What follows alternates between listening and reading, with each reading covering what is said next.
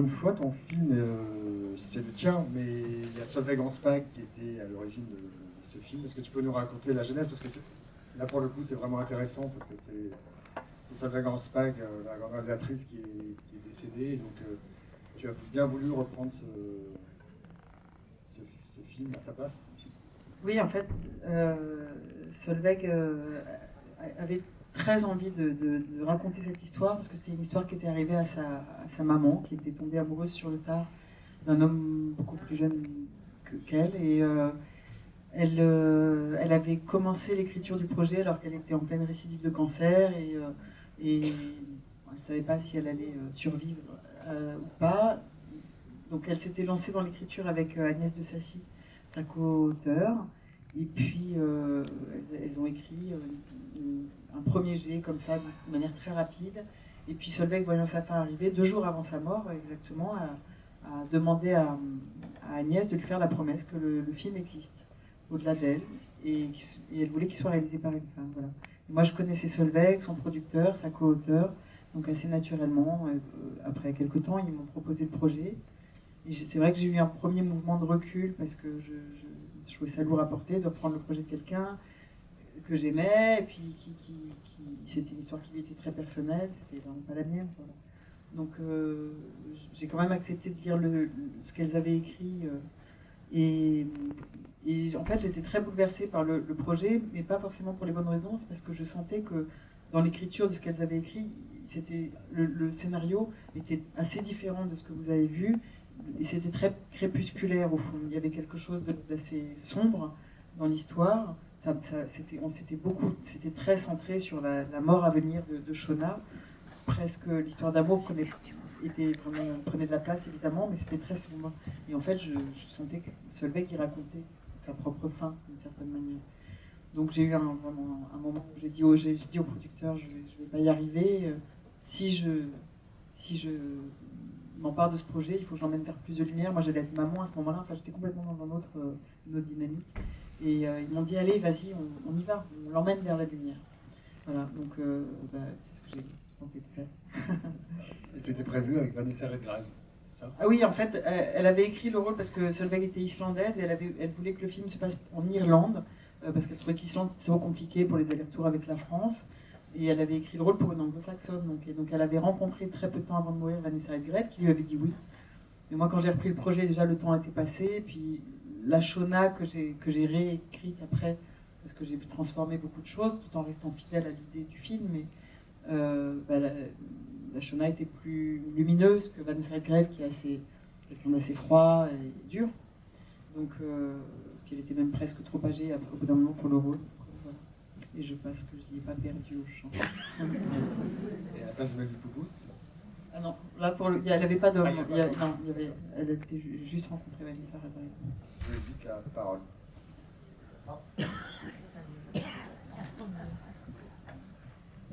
Bonsoir madame, c'est un film qui est bouleversant bien sûr.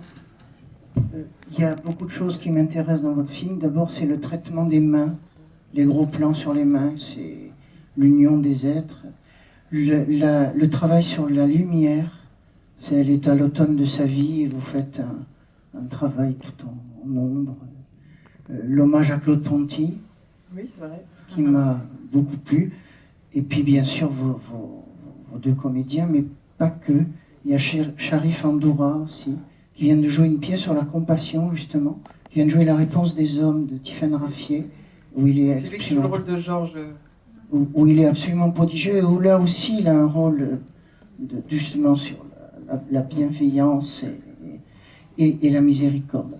Je trouve votre film justement très très très beau, et la question que je veux vous poser, c'est comment vous êtes arrivé du projet du projet initial à votre projet, avec des choses qui vous sont très personnelles, vos lectures notamment, et la puissance que vous avez de faire jouer ces comédiens à voix basse finalement, par rapport à la violence de ce qu'ils vivent.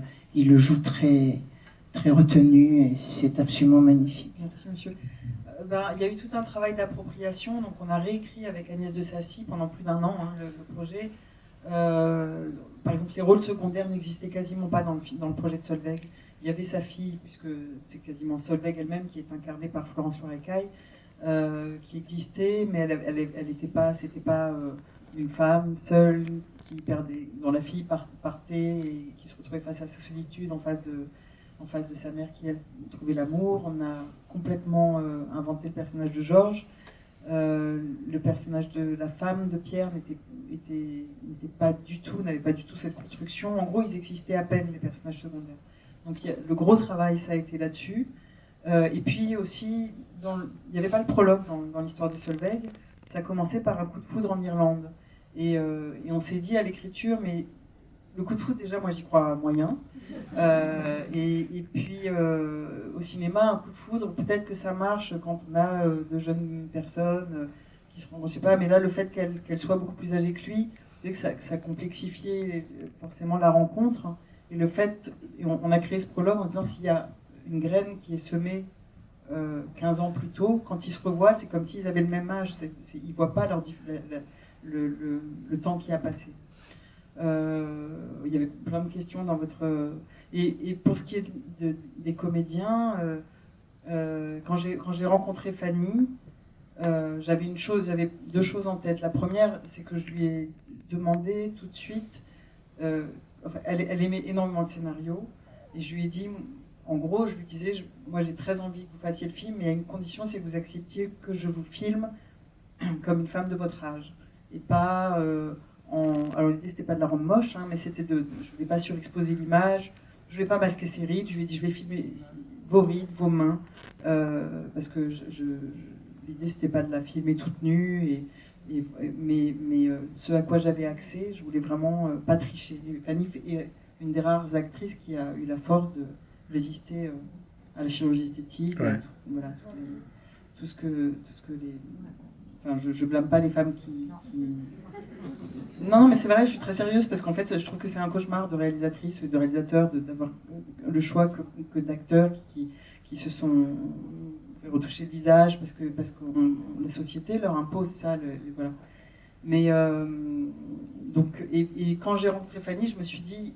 J'aimerais réussir à la défanniardantiser d'une certaine manière, sans lui retirer sa grandeur d'âme. Et quand je l'ai rencontrée, elle était pleine. J'ai vu qu'elle était pleine d'inquiétude, que c'était quelqu'un d'extrêmement pudique sous ses airs bravaches, que c'est quelqu'un de très, très.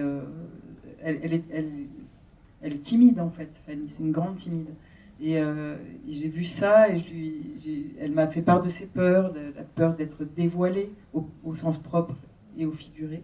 Et je lui ai dit, mais gardons cette peur, on va s'en servir. C'est la base de Shona qui rentre dans cette histoire d'amour comme n'importe qui tombe amoureux et qui tout d'un coup flippe, quoi. Donc voilà, et oui, effectivement, il y a eu un travail sur la voix, de toujours la faire redescendre, le chuchotement, beaucoup de gros plans. J'ai utilisé beaucoup de longues focales, c'est-à-dire qu'en gros, l'idée c'est que ma caméra soit le plus loin possible des acteurs, comme si je leur disais, je vous laisse tranquille, allez-y, jouez, je suis pas là, quoi. Enfin, voilà, c'est ce que permet la longue focale, et en même temps d'être très proche d'eux, c'est l'équivalent d'un zoom, enfin, qui fait qu'on peut être loin des gens et les voir de près. Voilà, et puis après, je pourrais vous raconter un milliard de choses. La rencontre entre Melville et Fanny a été immédiate. Ça a beaucoup participé à leur rencontre à l'image, parce qu'il y avait une grande complicité entre eux d'emblée. Et ça a été le cas pour tous les acteurs sur ce film. C'est la chance que j'ai eue, c'est que quand Fanny a rencontré Florence, qui joue sa fille, il y a eu une filiation immédiatement, une connexion. Enfin, on a encore beaucoup de plaisir à se revoir tous en ce moment. Et le fait qu'on ait traversé, comme tous les tournages quasiment, hein, mais cette période de confinement a rendu encore plus intense le moment du tournage, quand tout d'un coup on a pu faire le film. Il y avait une émotion, je pense, qui a participé. Et puis aussi, faut m'arrêter un moment, mais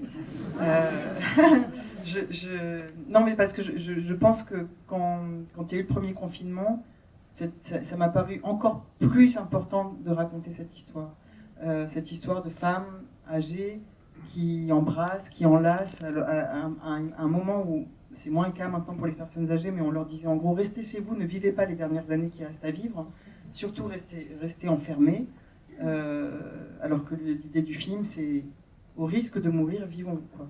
Voilà. Donc, tout ça. Tu parlais de cette alchimie là, que tu as réussi à créer. Est-ce que c'est toi qui as réussi à créer cette alchimie entre les deux, ou est-ce que c'est un mélange, c'est-à-dire que les scènes, elles sont écrites, les dialogues sont écrits, il n'y a pas d'improvisation, mais il y a tout ce qu'ils sont fondamentalement, et il s'agit de les mettre, je sais pas, de les aimer en fait, c'était très doux en fait, c'était très doux entre nous tous, donc, mais c'est pas forcément facile à expliquer, hein. Parfois c'est...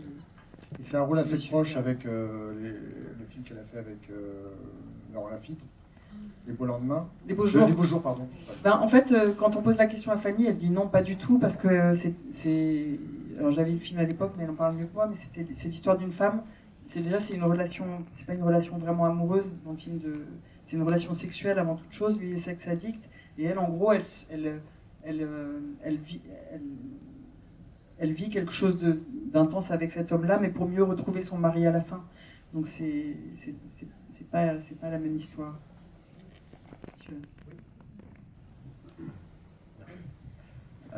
Merci de me donner l'occasion d'enlever le masque. Je voudrais vraiment vous féliciter parce que je crois que c'est l'un des meilleurs films que j'ai vu, enfin, l'un des films les plus forts que j'ai vu cette année. Enfin, quand je dis cette année, 2021 compris. Pourtant, je faisais la Cannes, donc j'en ai vu quand même pas mal. Je trouve que c'est un film vraiment très très fort, et surtout qui a été écrit et réalisé, mis en scène avec une superbe, et joué et interprété avec une pudeur extrême. Et ça, c'est vraiment un cadeau, parce que les pièges étaient nombreux. Je vous félicite d'avoir réussi à faire pas le grand écart, mais d'avoir pris de la distance avec le scénario original, parce que j'ai trouvé que le scénario était vraiment très subtil, très fin. Mais, et le jeu d'acteur, enfin, bon, rien à dire, quoi. Fanny Ardant, c'est vraiment un monument. Melville Poupeau, il a bien grandi depuis Un conte d'été. Mais j'ai vraiment adoré la réalisation. Je sais pas... et c'est peut-être là que je vais essayer de poser ma question, parce que c'est une question quand on est dans ce genre de débat. J'ai trouvé la photographie, alors je vais employer des qualificatifs, hein, j'ai trouvé la photographie magnifique, la bande son, etc. Et donc ma question serait, quelles sont vos... Enfin, je suis assez curieux de savoir quelles sont vos références en termes de cinéma et d'auteurs. Alors, j'ai quelques petites idées, mais voilà, ça m'intéresse. Non, des références en règle générale, j'en ai une infinité, puisque j'aime tous les cinémas. Sur ce film en particulier, il y avait plusieurs films qui faisaient référence, et d'ailleurs que j'ai montré à toute mon équipe, hein, de Fanny Ardant à la stagiaire, tout le monde avait je les obligeais pas à voir, mais à regarder. Donc il y avait La fille de Ryan de David Lean, notamment pour l'Irlande, mais aussi parce que c'est un film qui parle de l'éveil sexuel, amoureux. Et je disais à Fanny, pour moi, elle est aussi, elle doit être aussi fragile et mue. C'est comme si elle découvrait l'amour pour la première fois, au fond. Et peu importe l'âge, quoi. Voilà, et c'est vrai qu'il y a un romantisme, du romanesque même dans La fille de Ryan, et il y a des plans que je sais pas si on peut appeler ça voler, c'est plus un hommage, hein. Quand Melville marche sur la plage, il marche dans les pas de Fanny, et il y a exactement ce même genre de plan dans La fille de Ryan, sauf qu'elle marche dans les pas de Robert Mitchum. Mais voilà, l'usage de la nuit américaine, enfin je voulais que cette bulle, je voulais créer une bulle irlandaise pour que la rencontre amoureuse puisse avoir lieu, et sans avoir peur d'user du cinéma, dans tout ce qu'il a à l'ancienne presque. Et puis après, j'ai regardé Bleu de Kieslowski, qui est vraiment un film qui lie l'amour et la mort en permanence, et qui est très lumineux malgré le clair-obscur permanent du film. Il y a évidemment le film de Lelouch que vous avez vu, Un homme qui me plaît, dont on voit un extrait avec Annie Girardot, parce que je trouve que c'est un film absolument extraordinaire. Je vous incite à le revoir parce que il est imparfait, mais il est absolument C'est avec Belmondo et Girardot, et là, ça c'est la scène finale que vous voyez où elle attend c'est une liaison extra-conjugale et elle attend de voir si son homme l'homme qu'elle aime va arriver ou pas. Et je trouve que l'attente amoureuse dans ce film est extraordinairement bien jouée. Et du coup, on s'est amusé avec Fanny elle a regardé en fait la scène en boucle pour que dans la scène où elle attend elle-même au café Pierre qui est de la gare de Lyon, elle refait exactement les mêmes gestes en fait que faisait Annie Girardot. Et en plus, je trouve qu'il y a une connexion entre Girardot et Ardant. Je pense que c'est le même genre. J'ai pas rencontré Girardot, mais c'est le même genre d'actrice qui donne tout quand elle est sur un film, il n'y a pas de limite. Voilà. Et Fanny, ce qui est formidable, c'est je pourrais en parler pendant des heures, mais qu'elle est absolument pas en contrôle. Jamais elle va se dire, tiens, la caméra est là, la lumière est là, comment je suis filmée. Elle est dans l'instant présent. Voilà. Après, il y a tout un tas de musique aussi. Donc les Merci musiques d'avoir utilisé Divine Comedy. Hein. Oui. Oui, Divine Comedy était déjà... En fait, je fais des bandes son pour les acteurs et pour l'équipe technique aussi avant. Il y avait tout ce que vous entendez de Bach, Schubert, Divine Comedy, la chanson de Françoise Hardy, tout ça, je l'avais en tête en amont du tournage. Et il se trouve que ça a marché au montage, donc c'est pas toujours le cas. Parfois, on a des idées de musique et puis ça prend pas au montage. Et mon compositeur, qui est formidable, avec qui j'ai fait déjà 3 films, c'est la première fois aussi que je lui demandais de composer une musique en amont du tournage, parce que la musique, puisqu'il y a donc cette pianiste à la gare qui joue ce morceau qui impacte sur l'état de Pierre, et donc mon compositeur a dû composer avant même de voir la moindre image. Et donc c'était pas rien, parce que c'était juste moi qui lui racontais ce dont j'avais envie. J'avais envie d'un tourbillon comme ça, un truc qui s'arrête plus, tout en gardant un fond de mélancolie en permanence. Enfin voilà, c'est beaucoup inspiré de Bach pour ça. Mais je parlais de valse, de boléro, enfin voilà, plein de. Je vous dis sûrement d'autres films. Ah oui, et puis j'ai regardé pas mal de films de Bergman aussi, et notamment Sonate d'automne, qui je crois est un de mes préférés, et Persona aussi. Mais quand elle dit ça porte malheur de comparer ses mains, en fait, c'est une phrase des actrices de Persona qui se bordent de l'eau comme ça. Il y a une chanson de Jean Rouault aussi. De Jean Rouault. Jean Rouault. Oui, il y a la première chanson, c'est le texte de Jean Rouault. Alors, c'est la chanson Le premier bonheur du jour? Oui. Ah oui, d'accord. Alors, comme pour moi, c'est paroles Françoise sont de Hardy. Jean Rouault. Impossible. Alors, même vous m'apprenez. Bonsoir. Merci pour ce film. Alors moi je vais poser deux questions. La première, donc vous avez fait allusion au début qu'il y avait, je vais dire, une amorce 15 ans avant, mais c'est pas, comment je vais dire, la rencontre est quand même fortement liée à la mort, puisqu'il y a le décès de son fils et du fils de Melville et de la meilleure amie de Fanny. Voilà, enfin, donc j'imagine que c'est voulu. Alors, bon, est-ce que vous avez quelque chose de plus consistant à dire? Et l'autre question, plus technique, entre guillemets, enfin, non, pas technique, c'est pas le mot. Ça se passe après que le Covid ait commencé, puisqu'il y a une allusion Covid, mais j'ai l'impression, je suis pas sûr, je n'ai pas cherché, mais je n'ai pas vu un masque. Alors, est-ce que c'est voulu? Est-ce que c'est pour se simplifier la vie? Est-ce que c'est un acte militant? C'est beaucoup plus simple de mettre des masques partout dans le champ, puisqu'il y en avait partout dans la ville. Donc pour répondre à votre première question, oui, la mort est omniprésente dans le film, parce qu'il y avait l'idée dans ce prologue de 2 personnes qui se rencontrent. Pourquoi la rencontre a lieu? C'est pas une rencontre amoureuse pour moi au départ, c'est juste une rencontre de 2 personnes qui sont extrêmement fragilisées l'une et l'autre. Alors il y en a une, on sait pourquoi, l'autre on ne sait pas, on l'apprend après. Et je